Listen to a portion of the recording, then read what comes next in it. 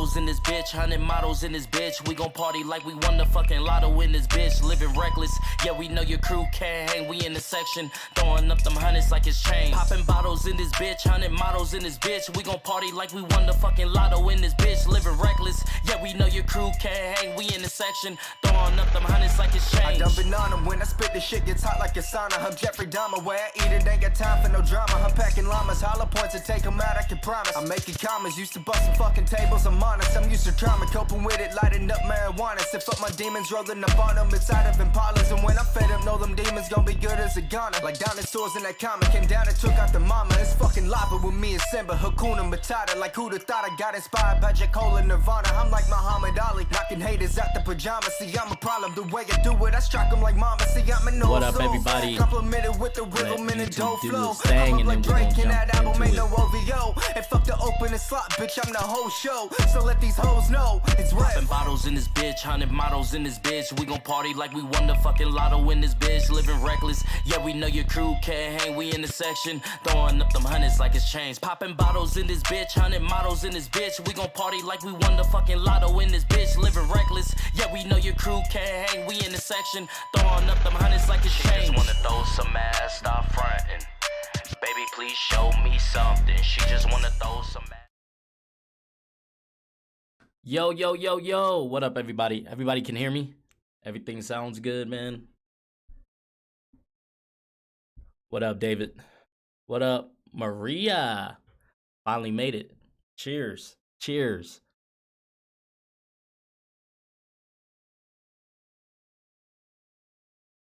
All right, cool. Man, I wanted to get on here and go live. Today was a pretty fucked up day for me, you guys. Well, it's been a pretty messed up week for me, which is why I haven't been posting. So I just wanted to get on here and go live and just vibe for a second, man. You know, I don't want to leave you guys without videos and content and stuff like that.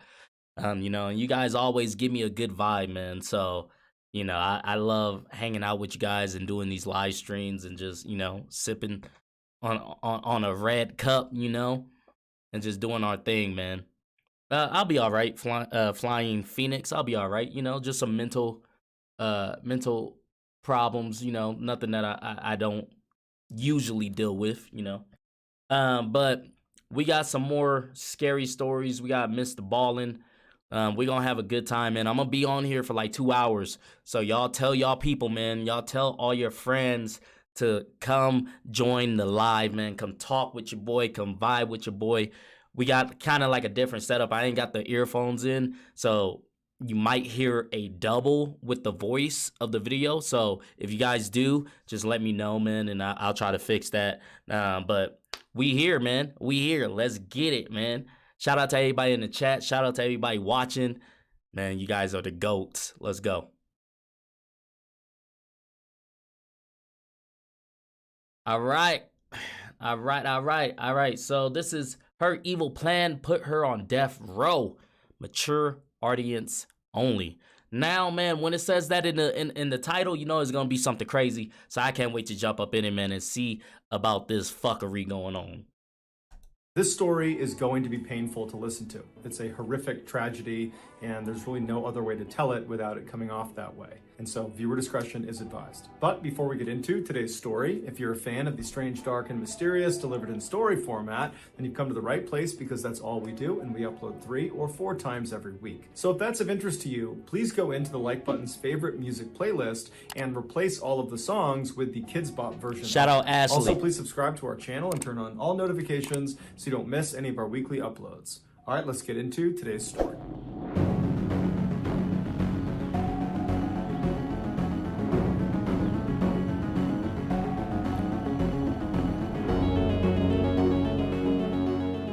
In the early 1960s, 2 high school classmates in South Carolina named Carol and Reggie fell in love with each other. Every day in the halls, they'd hold hands and they'd laugh with each other and whisper to each other, and then outside of school, they were inseparable. But despite their seemingly perfect relationship, it didn't last long. They both had different ideas about what the future should hold, and so after graduation, they broke up. Reggie went on to join the US Navy, where he served for a number of years all over the world. He would at one point get married, but that marriage would end quickly. And then after he got out of the military, he got a job at a railroad back at his hometown in South Carolina. As for Carol, after graduation, she got married and divorced too, twice actually, but it was her second failed marriage that nearly killed her. On February 18th, 1987, Carol was living with her 10-year-old daughter, Rhonda, in South Carolina when her estranged second husband came up to the door and knocked. Carol opened the door, and her ex-husband drew a gun and shot her 6 times in front of her daughter before... Whoa! What is the reason? Yo, first of all, to shoot someone you love is one thing, but to shoot your wife or ex-wife, no matter what, like, I don't care what y'all got going on, you don't shoot somebody like that, bro. Especially in front of your kid. Like, bro, what in the world? People are crazy. That's wild, bro. Turning around and fleeing. The police would later find his body inside of his car on the side of the road. He had shot himself. As for Carol, the doctors were able to save her life, but the injuries she sustained from the attack were crippling. She was blind in one eye and she had chronic pain, and so her young daughter had to start taking care of her full time. Over the next 8 years, Carol steadily improved and regained some of her independence, but in 1995, she had a huge setback. She started feeling ill, and so she went in to see a doctor, and the doctor did a blood test, and they discovered she had liver cancer. It would turn out the blood that was given to her after the attack, that had been transfused into her body to save her life, it had been tainted with hepatitis C, and so she got hepatitis C. Hold on, wait, bro. So you telling me y'all didn't check the blood that y'all gave someone else? What type of sick... See, this is why I don't trust hospitals, bro. This is why I don't like going to hospitals. I don't like doctors, none of that, bro. They don't really care about you.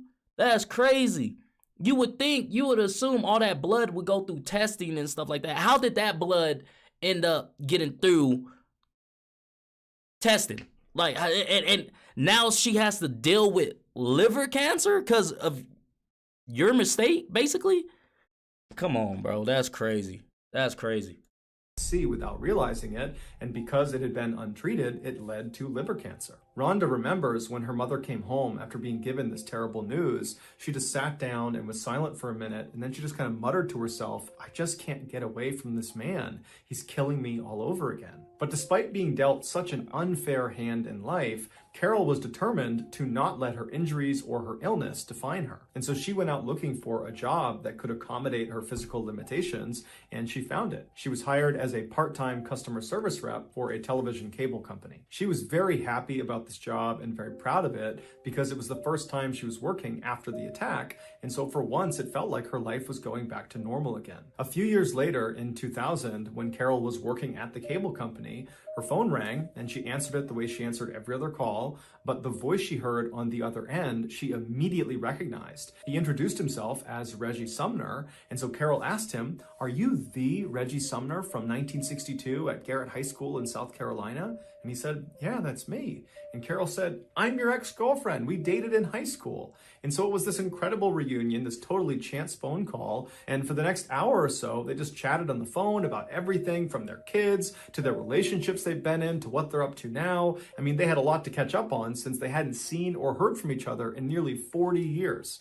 And so before they hung up, they realized they lived near each other, and so they made plans to get together in person. Rhonda would say her mother, when she came home that night, was like a 16-year-old girl all over again. She talked endlessly about how great Reggie was and how good-looking he was and how excited she was about their upcoming date. And so a couple of days later, Carol and Reggie have this date, and when Carol comes home, Rhonda would say it was obvious her mother had fallen head over heels in love with Reggie all over again. And luckily, Reggie had fallen in love with Carol too, because less than 6 months later, they got married and became Mr. and Mrs. Sumner. Within a year of their marriage, they decided to sell their home in South Carolina and move to Jacksonville, Florida to retire. Even though caring for her mother for all those years had been quite difficult for Rhonda, she said she was very sad to see her mother go, but at the same time, she was really happy for her because it seemed like she had found the one. Over the next couple of years, Rhonda stayed in touch with her mother, speaking to her almost every single day on the phone. But in July of 2005, Rhonda's mother stopped answering her phone.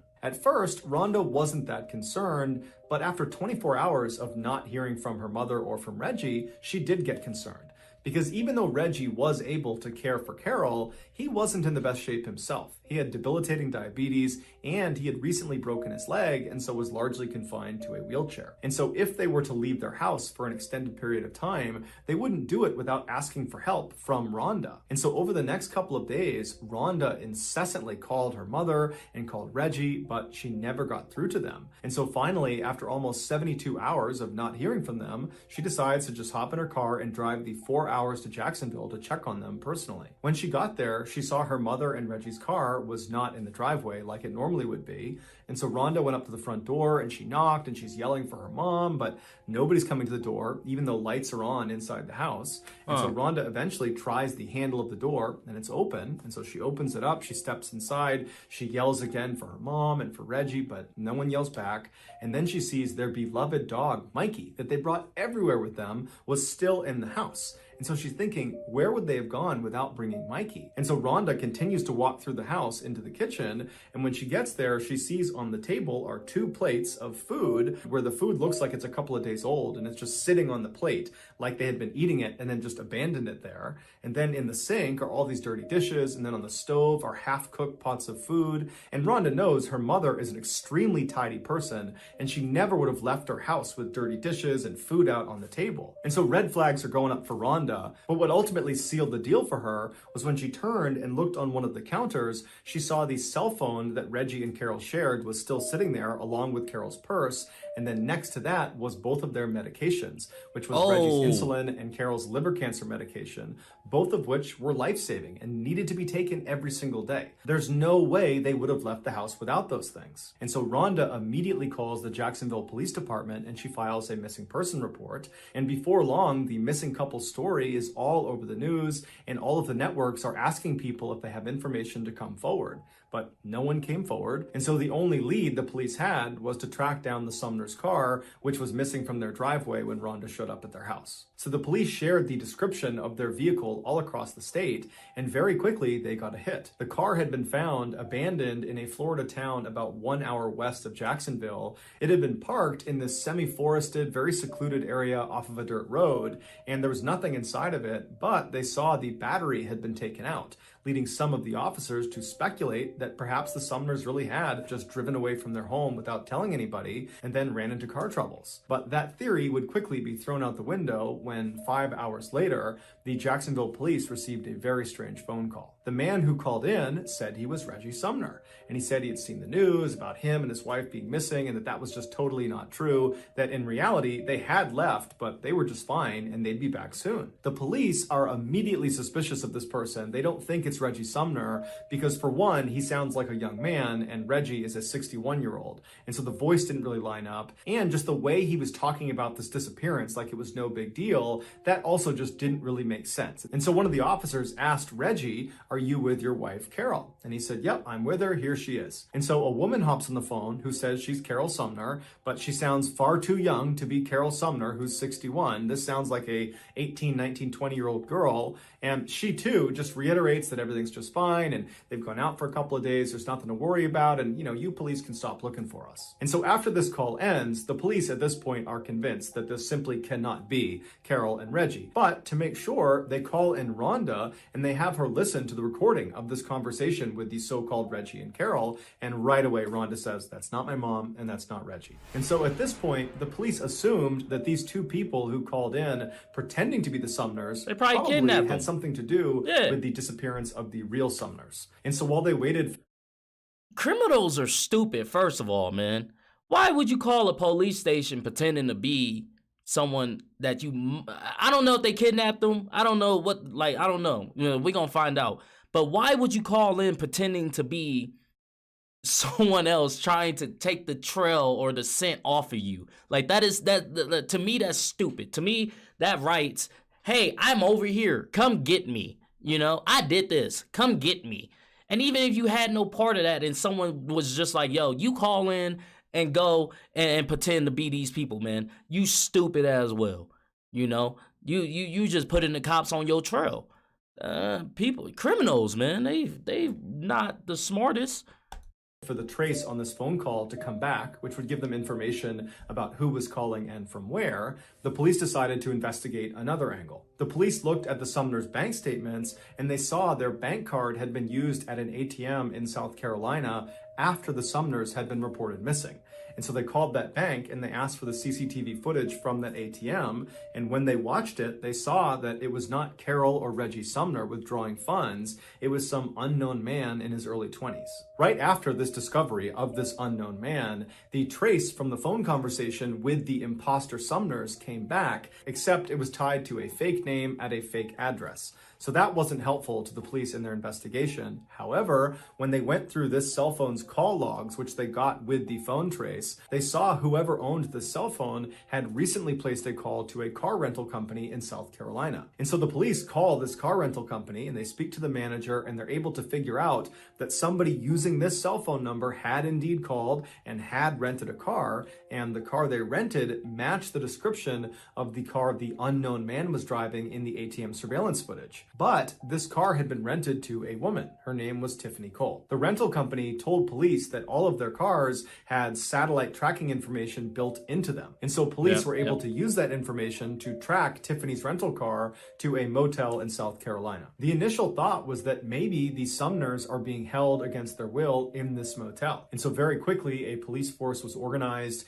and on the morning of July 14th, so 6 days after the Sumners were listed as missing, they arrive at this motel. They go to the front desk, they find out what room Tiffany is in, they get the key, and they go up and they open the door. The Sumners were not inside. Instead, there were 3 young adults sitting there. It was 24-year-old Tiffany Cole, her boyfriend, 23-year-old Michael James Jackson, and his friend, 19-year-old Alan Wade. Also in the room were dozens of bags of recently purchased merchandise, like computers and video games and clothes and perfume, and also they discovered the key to the Sumners' vehicle and Reggie Sumner's prized coin collection. The police brought all 3 back to the police station and put them in separate rooms to be interrogated. At this point, it was obvious to police that these 3 had something to do with the Sumners' disappearance. They had all these things in the room that tied them to the missing couple.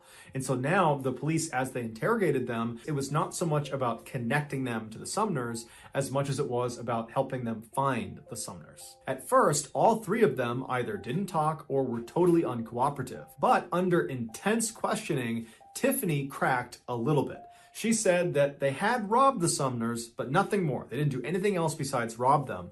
And there had been a 4th person involved in the robbery, 19-year-old Bruce Nixon, who was friends with Alan Wade. Bruce lived nearby, so the police quickly rounded him up and brought him in for questioning, and unlike the other 3, Bruce immediately caved. And the story he told... My man started snitching like 6ix9ine. My man said, look, if I'm getting I'm getting less time, I'm out here snitching, bro. Like, that's what hey, I feel it, bro. Do you? About what happened to the Sumners brought many of the police that were involved in this investigation to tears. He said it all started with Tiffany. Tiffany used to be neighbors with the Sumners back when they still lived in South Carolina. Tiffany had a pretty rough upbringing and her father was permanently sick, and so the Sumners kind of took her under their wing and looked after her and built a very close relationship with her and kind of treated her like she was one of their daughters. Anything she needed, if she needed money, food, anything, they would give it to her. For example, in 2001, right before they left for Florida, they sold a car to Tiffany, but they sold it for basically nothing because they knew she didn't have any money and she really needed a car. That's fucked up, bro. So this girl, these nice old people takes this young girl in, you know, give her food, clothes, money, a car for cheap, and she turned around, rob them, and probably even killed them? That's crazy, man. Man, bad things happen to good people, man. It's fucked up. That's fucked up. It shows you that you can't be nice to people, bro. You can't. Cause like, wow, that hurts. I ain't even finished the story yet, and that hurts.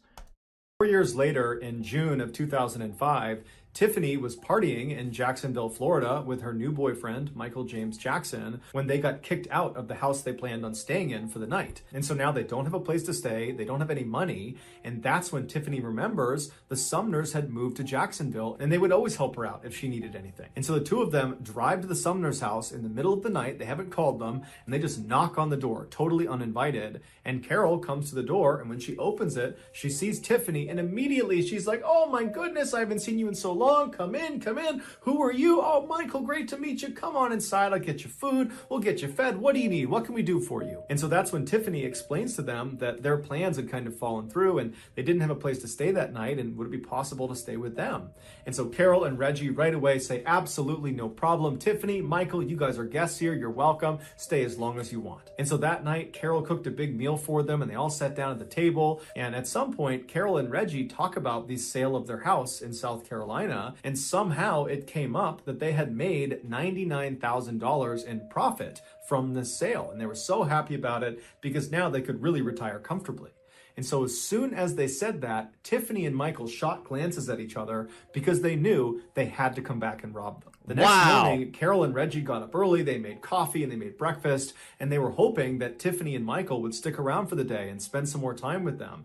But Tiffany and Michael were very quick to want to leave. They said, "Thank you very much, we got to hit the road." And so they left. And as soon as they get in the car, they start planning how they're going to come back and rob the Sumners and get their hands on that $99,000. 1 month later, on the evening of July 8th, after all robbery preparations have been made, Bruce Nixon and Alan Wade show up at the Sumner house and they knock on the door. When the door opens, it's Carol, and she doesn't recognize either of them, but being as kind and generous as she was, she said, "Hey boys, what can I do for you? How can I help you?" And this was exactly what Bruce and Alan were expecting based on what Tiffany told them. She said this couple would be very easy to exploit. And they tell her that their car had broken down and they needed to use her phone. And so she's a little bit skeptical, but ultimately she says, "Sure, come on in." And so Bruce and Alan go inside the house, the door shuts behind them, and as soon as it does, one of them draws a fake gun that looks very real and pointed it at Carol, while the other one began tying her up with cord and with duct tape. And so Carol begins screaming and making a bunch of noise, and Reggie, who's in the garage out of sight, he hears her. He comes running in to see what's going on, and he sees these two men who immediately attack him, and Reggie's got a broken leg and he's already pretty weak and frail, and so he doesn't put up much of a fight. And before long, he and his wife were all taped up and restrained on the couch, and they were having duct tape wrapped around their heads until everything was covered except for a slit underneath their nose so they could breathe. And so with the couple completely under control and at the mercy of their captors, one of the men texted Michael, who was down the road with Tiffany inside of Tiffany's rental car, and the text just said, "All clear." And what that meant was Michael could now come up and help them rob the house. And so Tiffany stays down the road in the rental car. Michael makes his way up. He goes inside, and he, Bruce, and Alan proceeded to ransack the house. And while these three men are moving room to room, taking all of their valuables, Reggie and Carol are probably thinking to themselves that, what, this is awful, we're getting robbed, but after they take whatever they take and they leave, we'll be fine, we'll recover.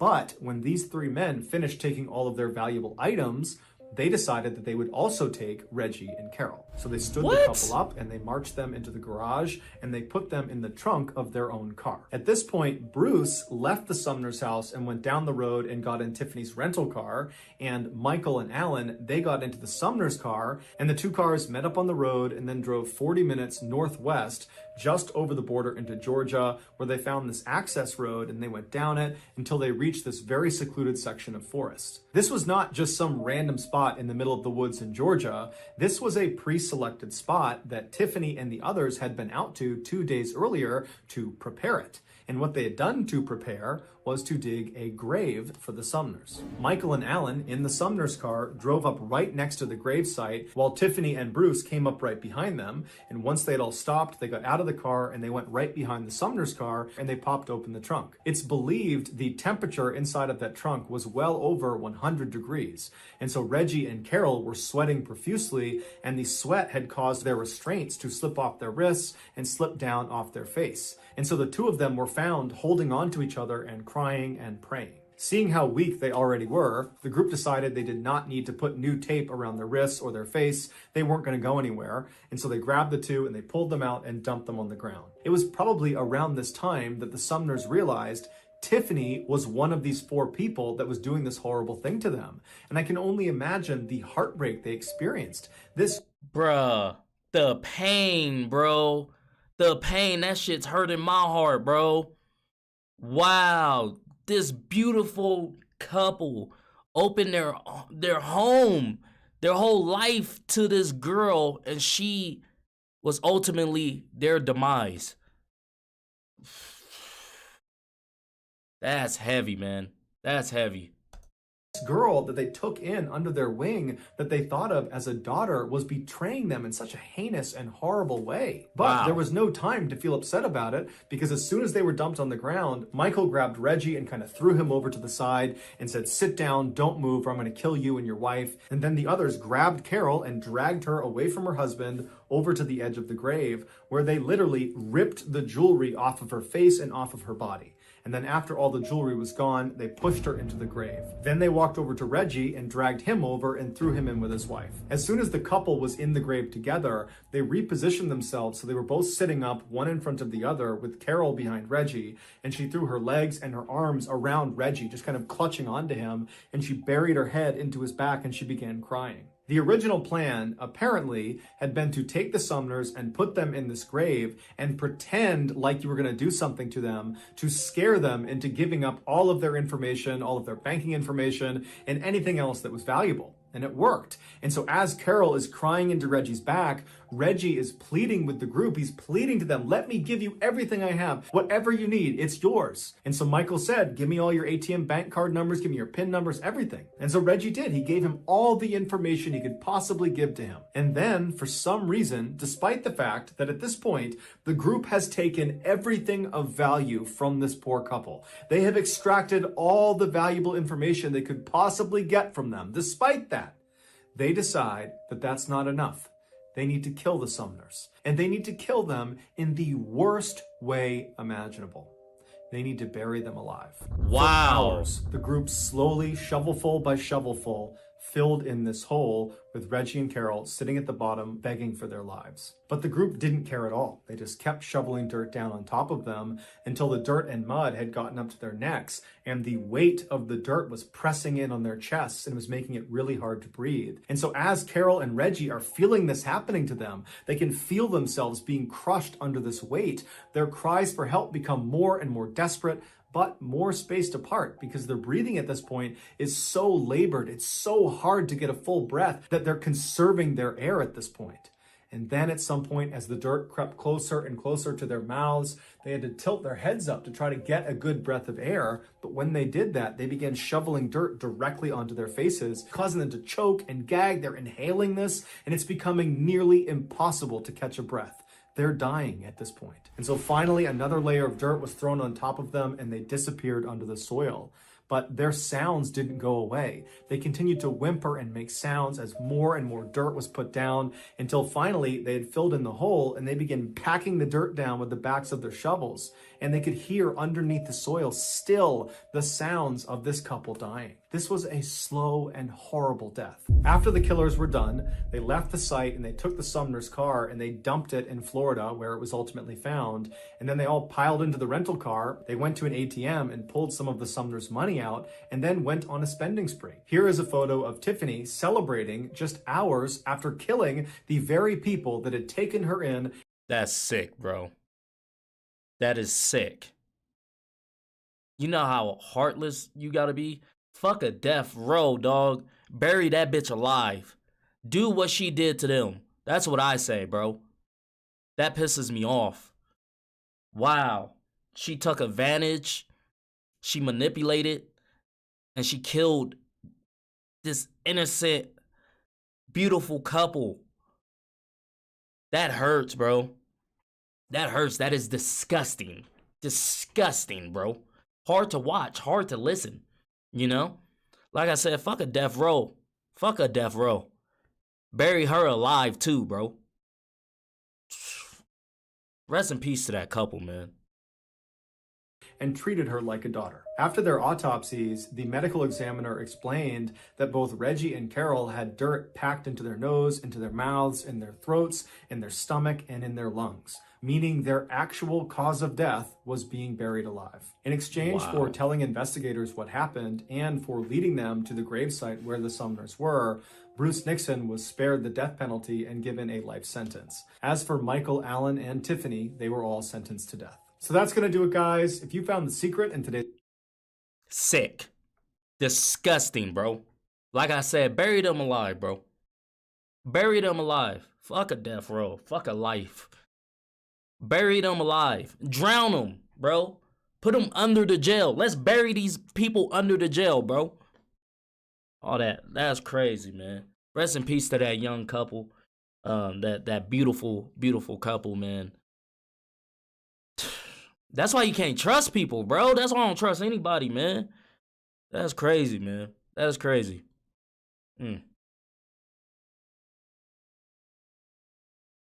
Waterboat them. For real, man. I'm telling you, bro. For real. That was a tough one, man. That one was hard. That one was hard to listen to, for sure. That one was hard.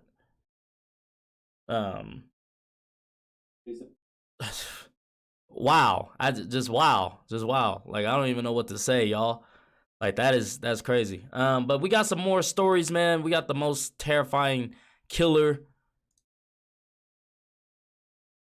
You guys know I love these stories, man. He's such a good storyteller, though. I think that's why I like him, is because he's such a good storyteller. I don't know, it's just something about him, how he explains everything, how he talks, carries himself. He's just such a good storyteller. Oh, I feel you. I feel you, LeBron. I feel you. We'll get into something funny for sure, man. For sure. Man, that was past sad, man. That was horrific. Horrific. Yeah, for sure. All right, so this is the most terrifying killer. The Jayme Closs story. Jayme? Jayme? We're just gonna say the most terrifying killer. Let's jump up in it, man. Cases like this don't happen. Hey, what's going on, guys? Mr. Ballin here. You probably know me from TikTok. In fact, I bet there's a percentage of people that are on this YouTube video just because they watched my TikTok version of this case, the Jayme Closs case. And so thank you for making the jump and watching the full version. I hope you'll stick around and you'll actually subscribe to my channel, because I'm trying to make YouTube my primary medium for sharing stories with the world. It'll be much the same content that I'm putting on TikTok, you know, scary stories, murder mysteries, unsolved stuff, spooky stuff, dark stuff, just kind of anything that's compelling. And YouTube's gonna be the place where I try to do that primarily. And so I'm already committing to doing, one video on YouTube a week. I'm trying to make it 2. This is the first week I've done 2, so we'll see how it plays out. I do have, 3 kids and other job responsibilities, so it's a little hard to juggle, but I love doing this stuff. So please, if you enjoy this video and you like my content, please subscribe, please stick around. So with today's case, the Jayme Closs case, the reason I ended up choosing this one and making a TikTok version of it, now a YouTube version of it, is actually pretty straightforward. It's because even though it's true, if you were to make a movie out of this case, the viewers wouldn't really believe it, because the perpetrator in this case has no motive and has no history of committing any crimes. I think he had a parking ticket, and he targets a child. I mean, putting that all together, you don't see that. That is not a popular archetype for a movie. The idea that there are just these random, perpetrators out there just targeting random children and harming them and their families. There has to be a motive, especially when it comes to children being involved. There has to be a motive. And in this case, there really wasn't. And even the perpetrator, when he was in prison, he wrote a letter to Jayme and her surviving family members where he kind of tried to explain why he did it, but even he didn't have strong enough language to communicate what it was. He made it seem like it was pretty complicated, and even he didn't know. He just said, hey, look, I'm not a serial killer. I just had to do this, and I don't really know why. So it's just one of the more what type of devil within me? When you go, yo, if someone wrote a letter, if someone tried to hurt my family members and then wrote us a letter talking about, I don't even know why I did it, bro. Like, my fault. You know, it just had to be done. I'd be like, what type of conjuring shit, Annabelle? Like, what? What you mean, bro? What you mean? What do you mean you don't know? What do you mean it's complicated? What do you mean it had to be done? What had to be done? That's wild. Into it knowing that this whole thing was perpetrated by someone who had no criminal history. He had no connection to the victims, except that he randomly had a chance encounter with one of them. And it just kind of happened. It's just one of those horrible things that even now, no one really understands, including the killer himself. So let's dive into it. In 2018, 21-year-old Jake Patterson is on his way to work at a cheese factory in Wisconsin. He'd only been working there for a couple of days. This is like his third day on the job. You know, he's this kind of typical guy leading a typical life in Wisconsin. And he's driving his Ford Taurus. He comes to a stop behind a school bus where middle school kids are getting on the bus. And he's sitting there and he looks up and he sees for the first time in his life a blonde-haired, green-eyed girl who ended up being 13-year-old Jayme Closs. And as he's sitting there, because this all came out in a very lengthy confession, so we have lots of details about this case. As he's sitting there watching Jayme, who again, he doesn't know, get on the bus, he has this realization that she is going to be the girl that he takes. He actually says that sitting behind the wheel, he's like, I realized right then and there that she's the one I'm gonna take. What? And so a guy with no criminal history, he's sitting there coming up with this plan of how he's gonna abduct this girl. And it would come out later in his confession, which again was very lengthy, that he put a ton of effort into planning out this abduction. So let's talk about Jake's plan. He takes his father's Mossberg 12-gauge shotgun, which is a very commonly purchased weapon. He assumed that because it is, you know, so widely purchased, it would be hard to track. Okay, so he takes his gun, takes a couple slugs, so he's got his weapon. Then he goes and purchases a balaclava, so a mask, a whole head mask from Walmart.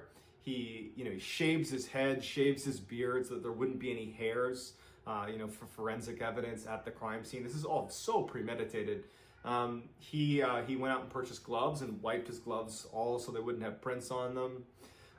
He purchased steel-toed boots and dark jeans and a dark jacket in the car he was going to use, because he plans on abducting Jayme, and he knew he was going to be keeping her in the trunk.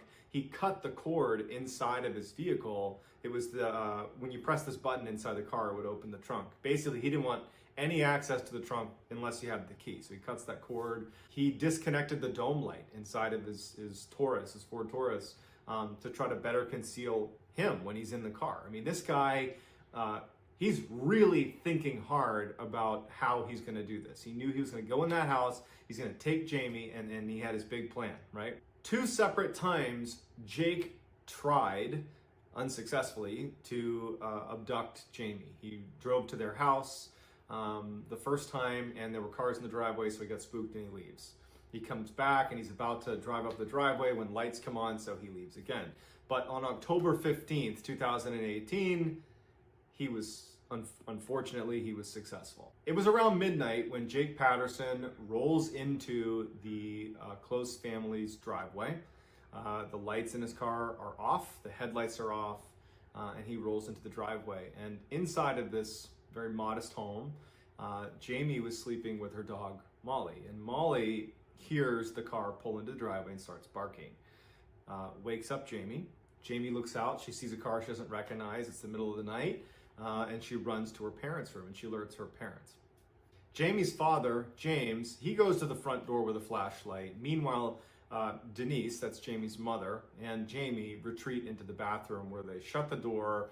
They sense that this was potentially going to be a home invasion, and certainly they were right. So they actually barricade the door with a dresser that was in there, and they get in the tub and they shut the curtains. And so James is at the front door and he watches Jake Patterson get out of his car, calmly walk up the steps to the front door. And at this time, James is thinking that perhaps this is the police. And so when Jake arrives at the door and starts banging on the door, James shines his light out through the window, kind of gets a peek at him, then moves over to the door itself where there's this little tiny window on the door. And he looks through, shining the light, and he says, "Show me your badge." And unfortunately, it was at the same time that Jake raises his shotgun and pulls the trigger, shoots right through the glass, hits James, and James dies immediately. Whoa! Back in the bathroom, Yo, what the hell? Right off the rip? You just coming in shooting people right off the jump? unfortunately, it was at the same time that Jake raises his shotgun and pulls the trigger, shoots right through the glass, hits James, and James dies immediately. Back in the bathroom, Jayme would later say that when she heard that shotgun blast, that she knew that her father was dead. And I think Denise, her mother, knew that as well, because immediately Denise picks up her phone and calls 911 as she's talking to the dispatcher, who said that there were no police in the area. So further confirming that this was definitely not the police, because they didn't see that interaction at the door, they just heard it. Jake at the front door is trying to bust in the door. He can't do it, so he takes his shotgun, ejects a spent round, and then puts a slug through the doorknob, making it come wide open. He pushes it open, steps over the body of James, and begins to search the house. The house is empty, every door is open except one, and it's the bathroom door where Denise and Jayme are hiding in the bathroom. Jake begins to try to push the door open. He can't do it, and finally he just starts trying to smash the door in. And after 10, 15 blows, he actually managed to split the top half of the door open because the dresser was blocking the lower half. He goes into the bathroom and he rips down the shower curtain, and there is Denise bear hugging and protecting her daughter, Jayme, in the tub. Jake hands duct tape to the mother, Denise, and tells her to put duct tape over the mouth and the hands of her daughter. She refuses. She's protecting her daughter.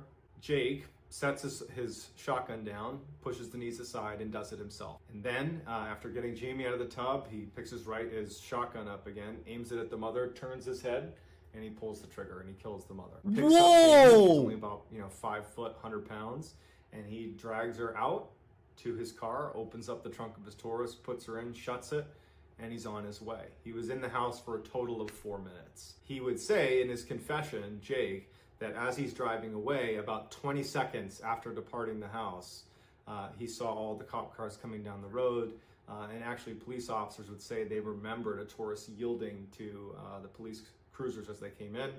He makes his way around them and off he goes. And Jayme would say she remembered hearing the sirens, and then they fade as they disappear. Jake would drive 70 miles to his house where he would keep Jayme prisoner. For the next 3 months, investigators, the local population, everybody is looking for Jayme.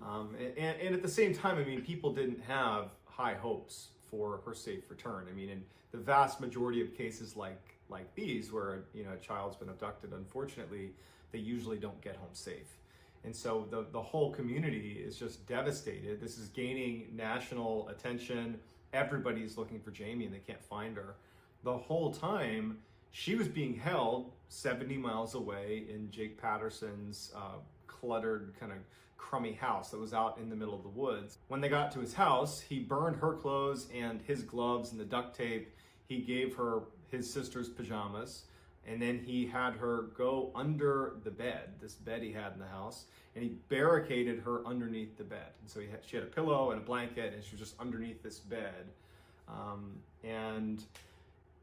That was it. She basically was ignored. Her captor, Jake Patterson, he puts her under the bed, And he warns her, you know, if you leave or try to escape, you know, bad things are going to happen to you. And because she did witness him kill her parents, she knows he's capable of that, and he knows that she knows that he's capable of that. So he had this stranglehold on her where he basically just said, you're staying under the bed, and don't you dare leave. And she listened, and frankly, you can't blame her, right? You know, and so she would go stretches of 8, 10, 12 hours of laying under the bed with no food, no water, no bathroom breaks. But so what is the point of you taking her if you're just gonna not feed the girl, give her no water, and fucking put her under the bed like she's a fucking what? Like, bro, what? I don't understand it. I don't understand. I don't understand, bro. I don't understand why people do things like that. Like, what is the point? What is the end product of that? You just ripped this girl's family from her.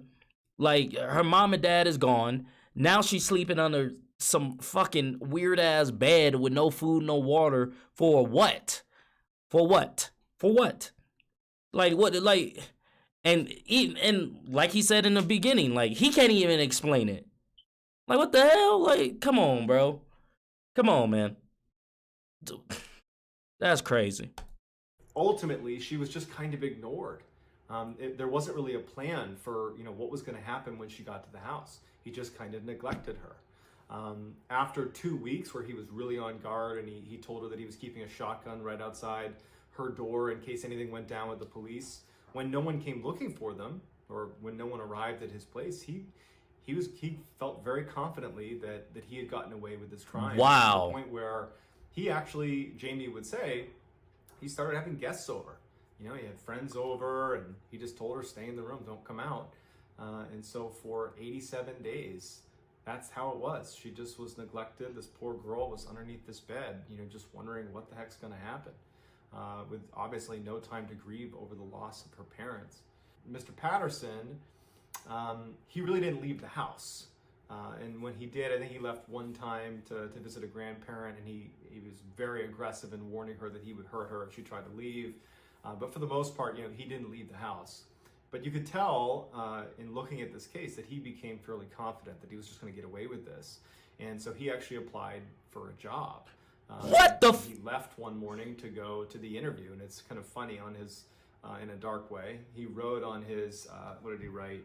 On his application that he's an honest, hardworking guy, and under skills, he said he doesn't have much work experience, but he shows up to work and is a quick learner. And so here he goes out to just get a job and go back to normal. And when he left that... That's sick, bro. That is sick and mind-blowing. My man really just killed 2 people, right? Took the child, put the child under the bed like she's a fucking troll, or, you know, or the boogeyman, and then went and just carried on with life. I'm gonna go get a job, you feel me? I'm gonna go get a job, make some money. I'm gonna have guests over, you feel me? What in the flying? What? Come on, man. That morning, Jayme, who's under the bed, she's done. She's not going to be a captive anymore. And as soon as he leaves, she pushes aside the barricade of, you know, there's some weights that were there and dressers. She pushes it all aside. She runs out. She puts on his shoes, which are too big for her. She puts them on the wrong feet. And she runs out the door. She doesn't know where she is. She doesn't know anything, but she's gone. A woman was walking her dog around 4 p.m. Her name was Jeannie Nutter. And she sees this girl, this teenager, who doesn't have a coat on, she doesn't have gloves on. It's bitterly cold. They're in the middle of Wisconsin in the wintertime.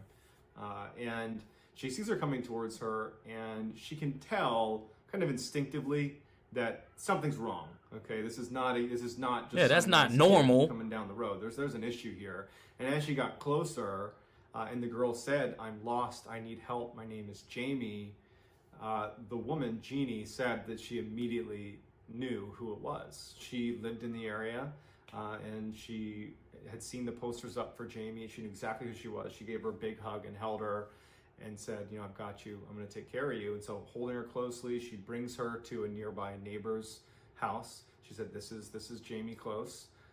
we have to call the police. And they go in there, and the homeowners got their weapons out, and they guarded the door, and they huddled around Jayme while Jeannie called the police. And the police just didn't even know what to do. They were so shocked that they had found Jayme Closs that it actually took a minute for them to recognize what they were saying and how urgent it was that you come here right now, because at some point her captor, who can't be that far away, is going to recognize that she's not there anymore. Oh yeah. And so they send the police, and luckily Jayme's brought in and is saved.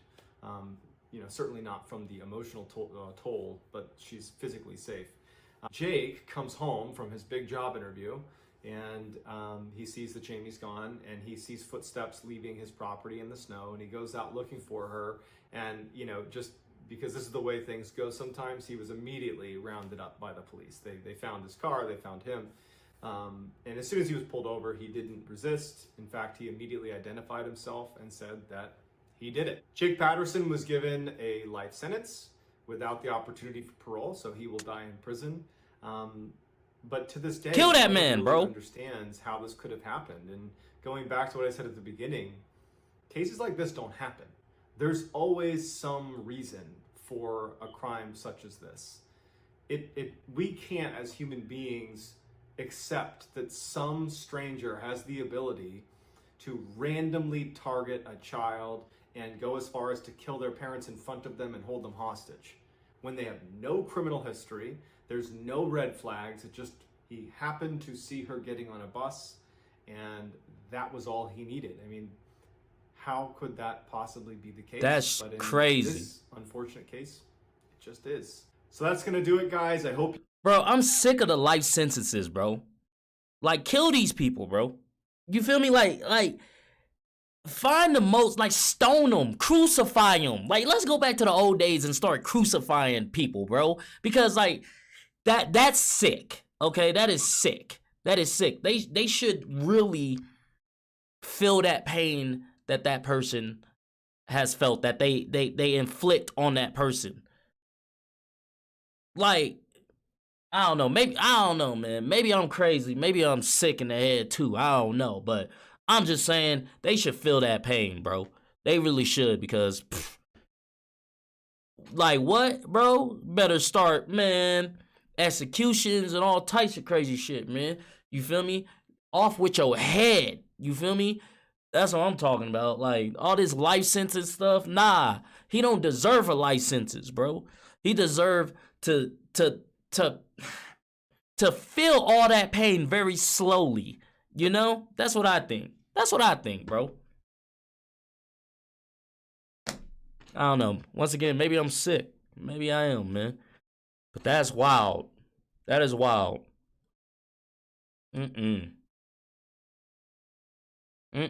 That's just, Stay protected out here, people. Stay protected. Carry a gun, knife, smoke bomb, I don't care, grenade, shit. Something, bro. Stay protected out here. People are sick, G. People are really sick. Like, you can't escape that, how sick people are. You never know what people are thinking, what they're looking at you as. Stay protected, man. Stay protected. Y'all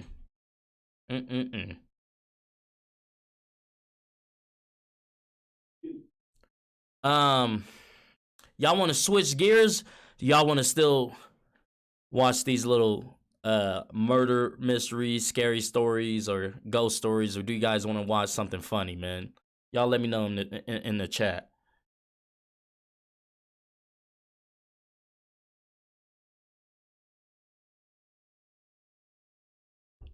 What y'all want to watch?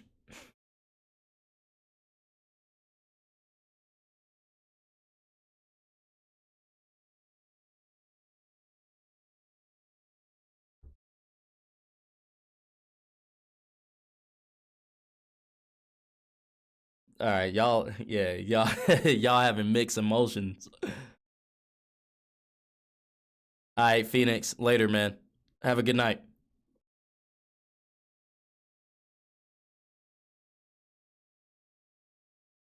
Hey, Bambi, I'm sorry to hear that. Don't be scared to leave your house. All right, let's see. gonna watch. I got a bunch of stuff queued up, man. A bunch of Family Guy stuff. Let's watch the 10 weirdest Family Guy episodes ever.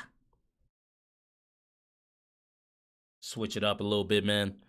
You know, let everybody's minds take a chill pill off of all of that, because that was a lot. That was a lot for sure.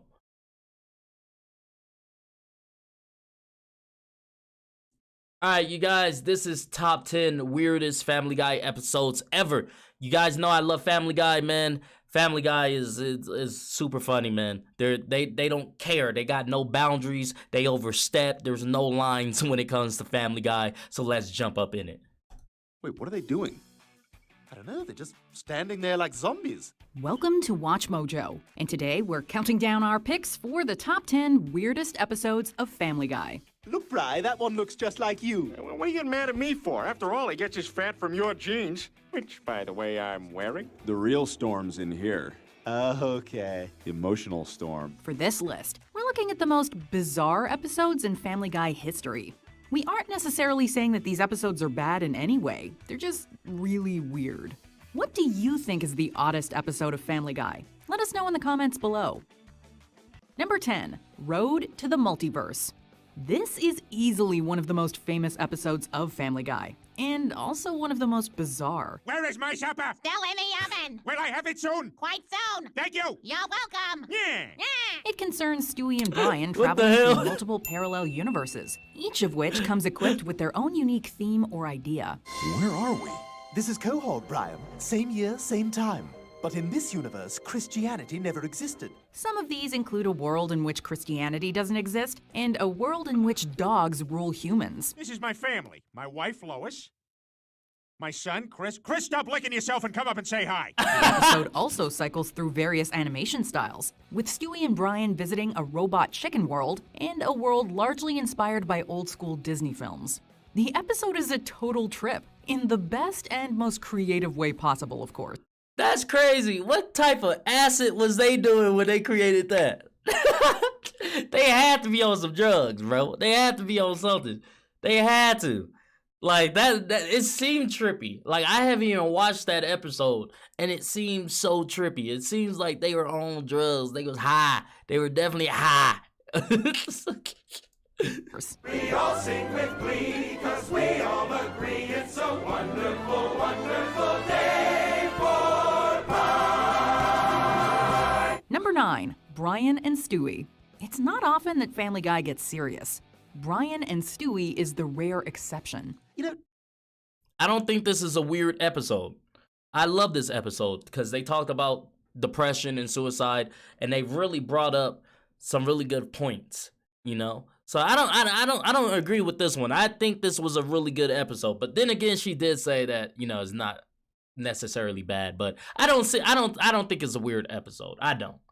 today started as a really nice outing, but as usual, you had to ruin it. I had to ruin it. Yeah, you. In this one, the titular characters become trapped inside a bank vault and proceed to share intimate thoughts and feelings with each other. It's a truly bizarre episode that breaks from many Family Guy traditions. You stink, and now I'm trapped in here with you and your stink because you were too stupid to call somebody who could help us. That really hurt. There's no music, Brian and Stewie are the only main characters to appear, and there are none of Family Guy's famous cutaway gags. You're a monster. Hey, you started this whole thing. You son of a bitch, I could kill you for that. Oh, really? Well, how convenient. You've got a gun right there. This episode gets weirdly dark, complete with Brian revealing his plan to take his own life. The producers and writers took a huge risk with this episode, and opinion on its quality remains firmly divided. Sometimes it's all too much. What is?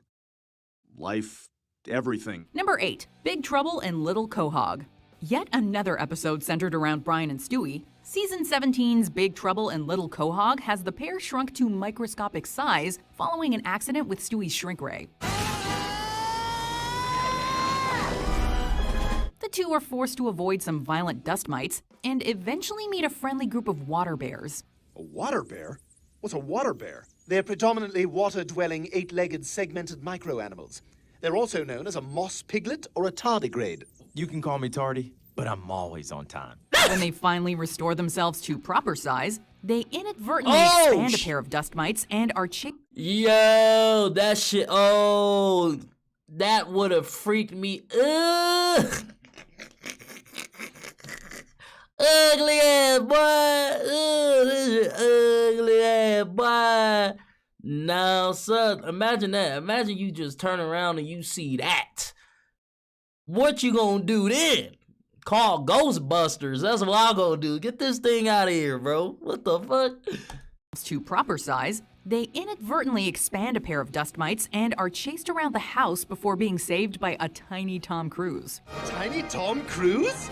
It all sounds like something out of a fever dream, and it makes for some truly offbeat viewing. How can we ever repay you? Well, you could make a sizable donation to the Church of Spaceship Beep Boop. Number 7. 3 directors. Family Guy often experiments with style, and Season 16's 3 directors is a prime example. I've had enough of your nonsense. Here's Christoph Waltz to fire you in a weird accent.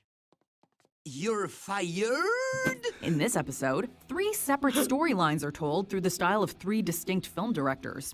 In the first, Peter faces off against his boss Angela in a Quentin Tarantino segment, largely inspired by Kill Bill. Peter, you can tell I'm different because my weapon is different. In the second, a turn-of-the-century Peter puts on an amateur play in a segment inspired by Wes Anderson. Max, you've returned! I have.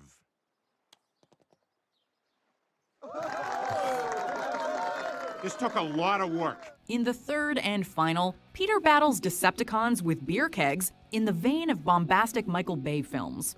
It's a very creative episode, and it wonderfully highlights the show's penchant for non-stop pop culture references. Peter, you're alive, but how? You were blown into a million pieces. Luckily, I know a couple of pretty good welders. Number 6, The Splendid Source. Look, you Blade, just tell us who you heard it from. It turned out the joke already had quite a history. The mere concept of this episode is bizarre and near unfathomable, as it sees Peter, Joe, and Quagmire attempting to find the source of dirty jokes. Of course, things get even weirder throughout the episode. In the final act, the men are kidnapped and taken to a remote island, where they learn about the so-called secret order of dirty joke writers. These are the people who write all the world's dirty jokes? Indeed they are. Hey, isn't that Stephen Hawking? The order is composed of the world's smartest individuals, and their job is to craft dirty jokes and disseminate them throughout the world using undercover joke distribution agents. If Sheila was a road sign, it would read Open Trench. Quite fittingly, the episode also features a guest appearance by David Lynch. Hi there, what can I do for you gentlemen? We've traveled a very long way to find out where you heard this joke. Oh, I remember that. I heard it from that guy. The Splendid Source is based on a short story written by horror author Richard Matheson, and that makes a surprising amount of sense.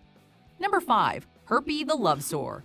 The title alone tells you all you need to know about this crazy episode. I mean, I really feel the bond, Brian. I feel like we're closer now. You know, more connected, more intertwined. As it suggests, Brian gives Stewie herpes after the two conduct a Blood Brothers ritual.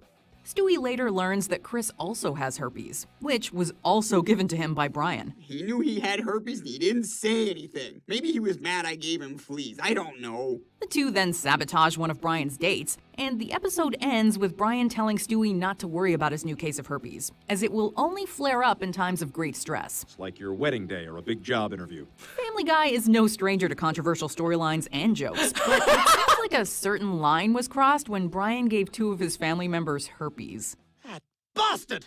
Well, we need to teach him a lesson. He's a menace! Number 4, he's too sexy for his fat. Most of the weird episodes come in the later seasons of Family Guy, but this one can be found in Season 2. All right, son, I'm gonna need those 2 hams back. Chris grows self-conscious about his weight, and Peter asks him to consider liposuction. After visiting a surgeon, Peter decides to get the operation himself, and is turned into a muscular hunk. Knock, knock. Hey, pal, you can't just walk in here without holy crap, it's Peter. Holy crap, Quahog it's Peter. begin to take notice, and Peter is invited to join the Beautiful People's Club. Hey, there's a lot of good-looking people here. Of course. This is the Quahog Beautiful People's Club, and you're our newest member. This in turn boosts his ego, and Peter becomes estranged from the family. He can't come in. He's fat. Well, let me tell you something, buddy. If my son can't come in, then I'll just come in. See you at home. Turning Peter into a muscular and gorgeous sex symbol was a bit of creative genius, and it resulted in one of the most unique and memorable episodes of the entire series. Mr. Potato Head! Now I will take off this protective potato head mask. Oh, Peter, he looked like you. Number 3, back to the pilot. This episode is bizarre on multiple levels. It begins with Stewie and Brian going back in time and encountering their past selves, the footage of which is taken from the show's pilot episode, Death Has a Shadow. You know, I actually think this might be my first memory. Stewie, I said no toys at the table. Damn you, vile woman! You've impeded my work since the day I escaped from your wretched womb. The episode then launches into a great bit of meta-comedy as the characters comment on the crude animation and cutaways. Yeah, I mean, now we just, return text messages and screw around and whatnot. Lois, I'm not going back to work tomorrow. That new boss has it in for me. He's meaner than a shifty salesman.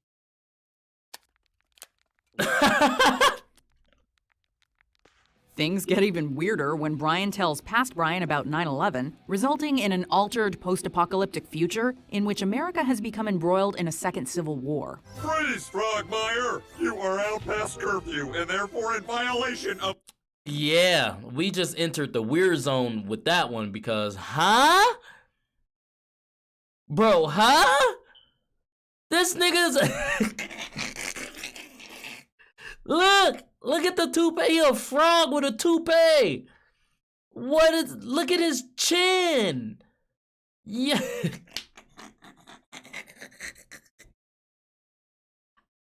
He look like the one king from Shrek. What does that do, Dave? Oh, man.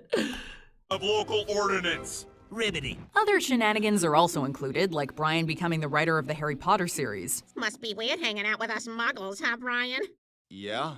Well, laundry-um, insert-um, huh? It's a very unique episode of Family Guy, and it proves that they are never content with just one gimmick. Just go back to where you came from and stay there! Number 2, Seahorse Seashell Party. A hurricane hits Quahog and leaves the Griffin family without TV.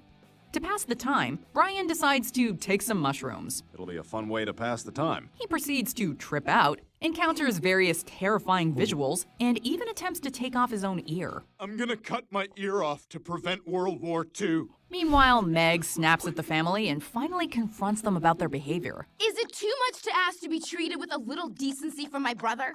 Maybe show me some kind of kindness by not jumping on the Let's Get Meg family bandwagon? This results in the family turning on each other and Meg realizing that she is a lightning rod for the family's frustrations. You're my mother, and you took a child's trust and smashed it into bits in a 17-year-long mission to destroy something that you killed a long time ago. It's another dramatic bottle episode that attempts to provide depth to the family and their interactions. How well it succeeded in that regard is down to personal opinion. Luckily, Brian's horrible trip is there to add some much-needed comic relief. Slip me some tongue. Did you try the chicken, buddy? Before we unveil our number 1 pick, here are some honorable mentions. The 2,000-year-old virgin. Jesus makes an appearance. Your 2,000-year-long cold streak is about to come to an end. What do you mean? I'm saying, Jesus, we are gonna help you lose your virginity. Family Guy viewer mail number 1. 3 shorts of madness. You can't stop us, Mayor West. We are all powerful. Clearly, you've let yourselves become drunk with power. Silence! Roads to Vegas. Stewie and Brian make clones. We lost, Brian. Oh, crap, we're screwed. Hey, Stewie, give me $100 from the backpack. I want to pay a Wayne Newton lookalike to beat up a Rita Rudner lookalike. Con Heiress. Brian and Quagmire run a con. Peter grows close to Herbert. Geez, how many of us are doing this con? I've got no chance, have I? A tertiary character like me. You most certainly do not. I don't even think we're going to give you the dance you rehearsed. You're big for your age, ain't you, Peter? Yeah, talk the shit. What? Yo, why is this man... He gonna say you're a little big for your age, aren't you, Peter? My man like 45, brother. You gon' Family Guy is crazy, man. They are sick. They are sick in the head. Says I eat too much candy. Send in Stewie, please. Stewie talks to a child therapist played by Ian McKellen. You seem like a very lonely little boy. Oh my God, I am! I'm so lonely! Before we continue, be sure to subscribe to our channel and ring the bell to get notified about our latest videos. Oh, man. You have the option to be notified for occasional videos or all of them. If you're on your phone, make sure you go into your settings and switch on notifications. Make sure y'all do that. Number 1. Stewie is enceinte. Family Guy has aired a lot of weird episodes throughout the years, but Stewie is enceinte is a different kind of weird. Brian's been so distant lately, and we used to be inseparable, like Jack and Jill. And maybe not in the most overtly entertaining kind of way. Feeling that he and Brian are drifting apart, Stewie steals some of Brian's DNA and impregnates himself. First, I add Brian's hair and saliva, and some preschool applications because we are all... See, this is what I'm talking about when I say Family Guy ain't got no limits, bro. This is the limit that, you know, like, you think someone would look at this and be like, yeah, we probably shouldn't do this, right? Because that's like kind of going over the, you know, we overstepping here now. Someone signed off on this. That's what freaks me out about the whole thing, is someone signed off to have a dog, human, baby mix litter mutant thing come out of Stewie, a male baby. Someone signed off on that and was like, yeah, this is gonna be funny. You would think they'd be like, that's a little bit too far. That's a little bit too far. Nah, Family Guy said, do it and do it big. Already way behind. He then gives birth to Stewie-Brian hybrids. Look, Bri, that one looks just like you. And after he and Brian ponder the exorbitant cost of healthcare, Wild. they decide to ditch the offspring at a shelter. This is for the best. Yeah, I mean, I'm sure they'll be adopted. Oh, God, yeah. There's just so much here we don't Wild. even know where to start. And this episode definitely stands out as the most bizarre episode in Family Guy history. And that is truly saying something. Okay, this one is deaf. We are going to be spending a fortune on schools. Do you agree with our picks? Check. Yo, that last one I definitely agree with. But this was a cool list, man. I love doing these lists. I love watching them, reacting to them, man. Especially with Family Guy, because Family Guy, like I said, they just got no boundaries. They know no limits. They do not care, man. I love it, man. I love it.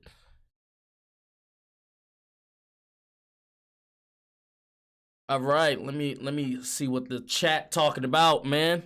Shout out to everybody in the chat. Shout out to everybody watching, still vibing with me. Shout out Thomas for the donation. Shout out Crimson for the donation. Thank you, thank you, thank you. As you guys know, you do not have to donate, but it is appreciated if you guys do, man. Shout out to everybody. Hey, shout out to the viewers, though, man. Vibing with your boy. This is awesome. Thank you, thank you, thank you.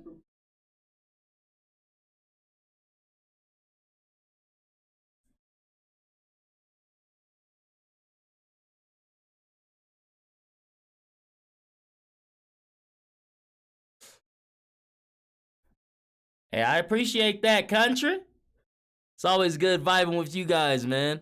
It's always great vibing with you guys, talking with you guys, man. You know, just sitting here. Like I said, man, earlier, you know, I had a rough day, had a rough week.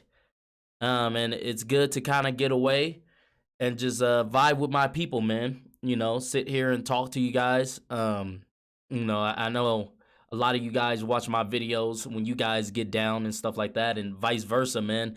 When I get down and stuff like that, I think of you guys. You know, you guys help me so much more than what you guys understand or will ever know. I love you guys more than you will understand or ever know.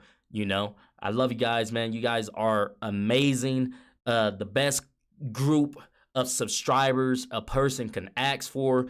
You guys see me through my ups, through my downs. You know, you guys been there in the darkest hour, and I appreciate y'all. I appreciate y'all, man. For real.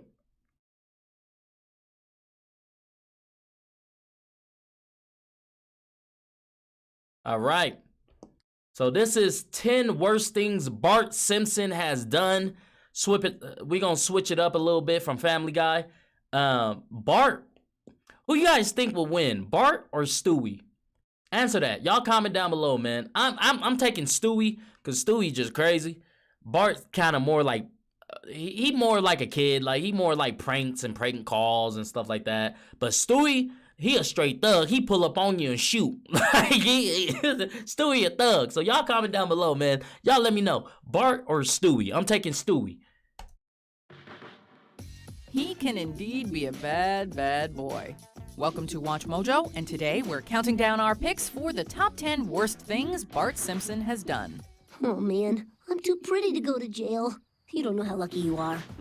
Before we begin, we publish new content every day, so be sure to that subscribe to our channel and ring the bell to get notified about our latest videos. For this list, we're looking at the most morally reprehensible things Bart Simpson has done in both the show and the movie. You've really done it this time. Yeah, it all kind of came together. Number 10. Making prank calls. Hey, just a sec, I'll check. Amanda Hug and Kiss? Hey, I'm looking for Amanda Hug and Kiss. One of Bart's distinguishing pranks are his calls to Moe's Tavern, even though this hasn't been a regular thing since the 4th season.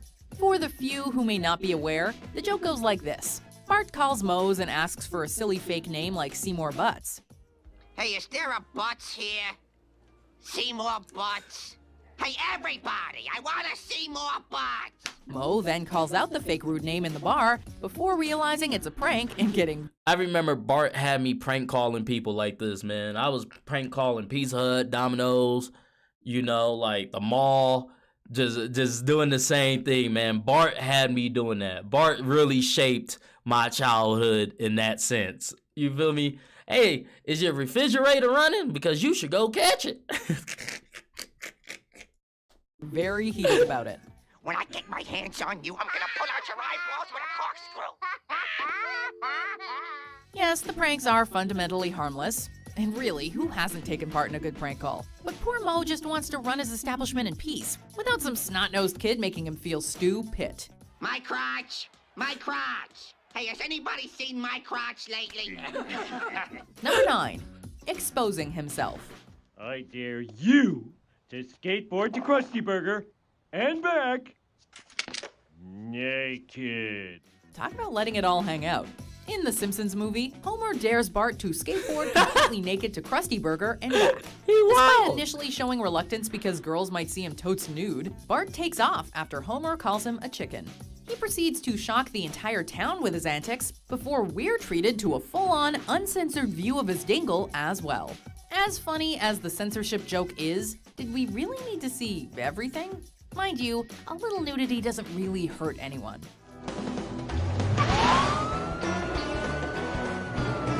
Stop in the name of American squeamishness. Number 8. Giving cigarettes to Santa's little helper. I've grown a futuristic tomato by fertilizing it with anabolic steroids. The kind that help our Olympic athletes reach new peaks of excellence? The very same. By the show's 4th season, Bart had graduated from harmless prank calls to giving cigarettes to the family dog. Lisa and Bart are tasked with that school classic, science fair projects. Lisa creates a massive steroid-enhanced tomato in the hopes of ending world hunger. So responsible. Meanwhile, Bart decides to study the effects of cigarette smoking on dogs. I thought I'd investigate the effects of cigarette smoking on dogs. Right on cue, Santa's little helper enters the kitchen with a cigarette dangling from his lips. That's while animal hacking cruelty. Up a lung.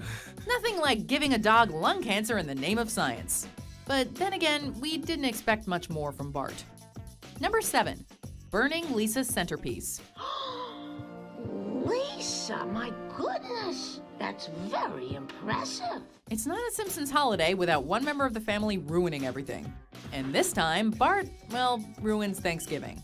To celebrate the festivities, Lisa slaves over an elaborate centerpiece, which she proudly displays once everyone is sitting around the table. Enter Bart bearing the turkey, and he decides that Lisa's centerpiece is taking up valuable real estate on the table. Hey, Bart, stop it! Move it or lose it, Toots. Mom! A tussle ensues, and the centerpiece is thrown into the fire. Yes, it was an accident, but Bart was still being petty and rude about it, and showed no remorse for what he'd done, even calling it bitchin' and ordering his food to go once he was sent up to his room. Boo. You don't even care! You don't even care! Number 6. Upending Australia's ecology. Any foreign creature you bring in could upset the environmental balance. If he's not ruining Thanksgiving, he's ruining an entire country's ecology. Bart is forced to travel to Australia to personally apologize for being irresponsible and sticking a boy down under with a huge phone bill. But then he brings a bullfrog on his journey. When he leaves it at Australian customs, it escapes and happily makes its way into the country. Get out! Shoot! Get out of here! Ugh.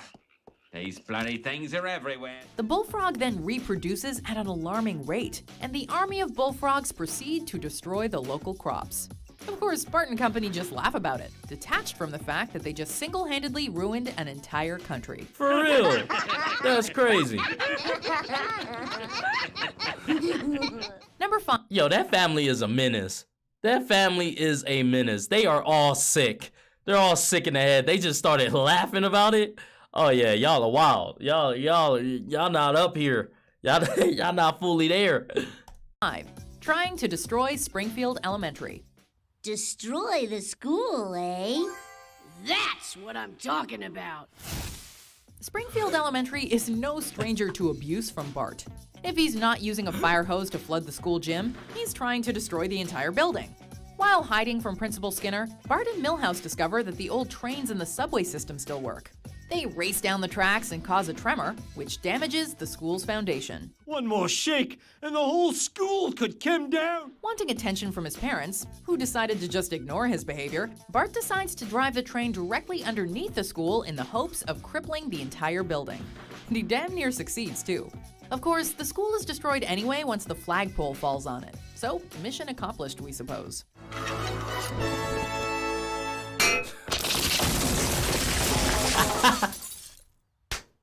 Number 4. Destroying Springfield with a sonic boom. Testing. Leave it to Bart to destroy an entire city with a megaphone.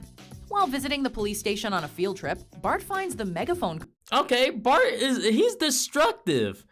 I think Bart is way more battered than Stewie in the sense of like he's actually a kid and is like destructive. Like, you know, there's really bad kids that just break everything. Like, I was one of those kids that would just break everything, you know? Like, I got into everything, and Bart's definitely way more destructive than Stewie, because I ain't never seen Stewie destroy a whole city with a goddamn microphone. Like, what? Like, this man's stealing trains and stuff? Like, what is going on? What is happening? Collection and proceeds to stack them with the hopes of creating a mega amplified sound. And succeed he does. After saying testing into the megaphone, the station wall is obliterated and a massive shockwave proceeds to shatter every piece of glass in the city.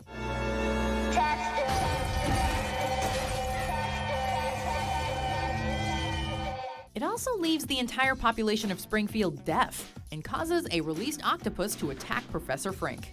This is the prank that finally sent Homer over the edge, and Bart was sent to military school as punishment. Jeez, you know it's bad when even Homer's pissed. You've really done it this time, Bart! You're in for the punishment of a lifetime! Number 3. Decapitating the Jebediah Springfield statue.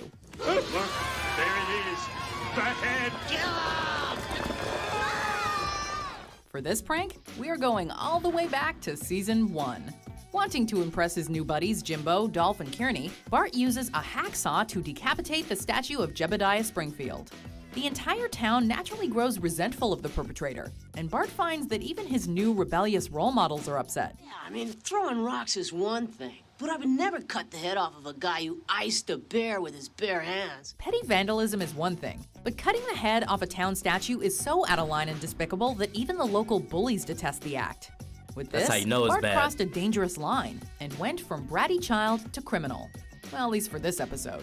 Now you're the most hated boy in town. Number 2.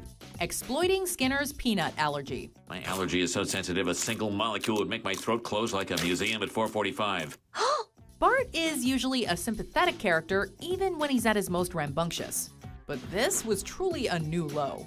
After the school is notified that peanuts will no longer be allowed on the premises, an annoyed Bart discovers that it's not a student with the debilitating allergy, but Skinner. Naturally, Bart uses this knowledge to his advantage, and to exploit Skinner via a peanut on a stick. My allergen! He uses his He gonna peanut try to stick kill to him? torture Skinner by hurling soda cans at him and making him eat literal garbage. This is malicious through and through. Eat shrimp and die. No, I'm allergic. Before we unveil our #1 pick, here are some dishonorable mentions. Johnny! Cool, I broke his brain. Hey, you punks! What are you doing? Oh, Bart, it's wonderful. Really? Wonderful? I just drowned a grasshopper in paint and let him crawl in the paper till he died. Number 1, nearly killing Martin. Hey, Martin, what are you doing? Excavating for arrowheads. Yeah, it doesn't get any worse than killing someone. While Bart and Lisa are riding their bikes, they come across poor Martin, who only wants to excavate arrowheads in peace. While Lisa shows enthusiasm and joins him, Bart decides to pull a prank by burying Sideshow Mel's bone and pretending it's an important artifact. He pulls the bone and smacks Martin, who in turn topples over the cliff. And while it was Lisa who accidentally pushes him off with the stick, this is all on Bart. If it wasn't for Martin's durable, wedgie-proof waistband, Bart would likely have found himself facing charges of manslaughter. And all for a stupid prank. Rumors of my death have been greatly exaggerated. Do you agree with our picks? Yo, man, Bart was out here wilding. I didn't know he was out here wilding like that, man. I still think Stewie is way more crazier, but like I said, I think Bart's way more destructive. You know, he has that kid mentality. Stewie is like, I don't care. I air it out. That's for sure, man. Man. This has been fun, you guys. This has been great. I think I'm gonna go ahead and end this one here. Get some rest. Edit some videos, man. I appreciate you guys from kicking it with me.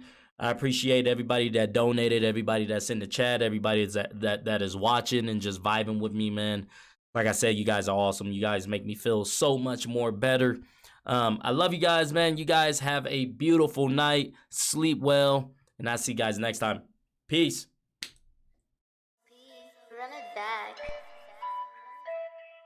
She just wanna shake some ass, stop frontin'. Baby, please show me something. Popping bottles in this bitch, 100 models in this bitch. We gon' party like we won the fucking lotto in this bitch. Living reckless, yeah, we know your crew can't hang. We in the section, throwing up them hundreds like it's change. Popping bottles in this bitch, 100 models in this bitch. We gon' party like we won the fucking lotto in this bitch. Living reckless, yeah, we know your crew can't hang. We in the section, throwing up them hundreds like it's change. SIMBA, back at it, I'm down in the fifth. I bought the whole shit, making moves.